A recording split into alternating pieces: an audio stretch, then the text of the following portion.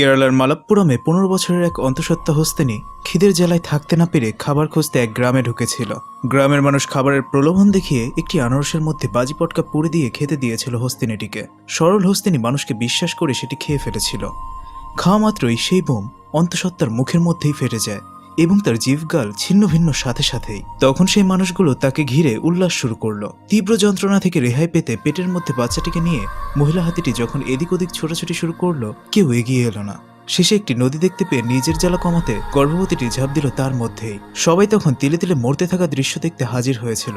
তখন রাগ, দুঃখ আর ঘেন্নায় ভরা মন নিয়ে বেচারি আর কিছুই করলো না।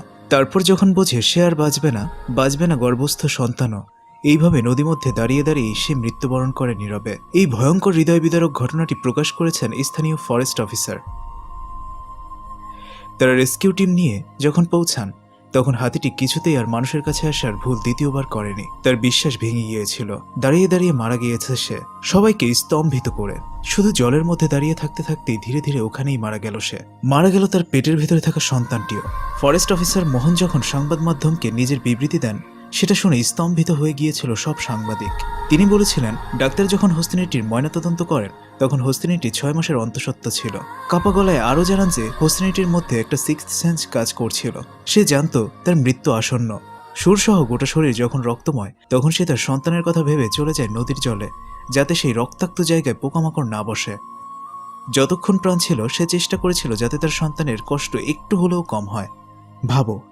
ভাবো মানুষ জাতি, একটু পুড়ে গেলে কেমন ছটফট করো তোমরা। সেখানে বোমের আঘাতে ছিন্নভিন্ন হয়ে গেছে এই গর্ভবতীর মুখ।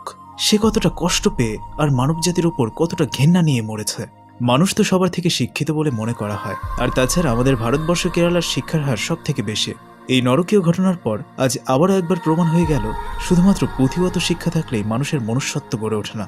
একমাত্র ভালোবাসাই মানুষ ও অমানুষের পার্থক্য করে দেয়। কিন্তু দুঃখের বিষয়, হে মানব জাতি, তুমি যে ভুলে গেছো ভালোবাসতে, মনুষ্যত্ব আর কোথা থেকে দেখাবে? হুমায়ুন আহমেদ বলেছিলেন, মানুষই একমাত্র জীব যে খিদের জন্য ছাড়াও হত্যা করে।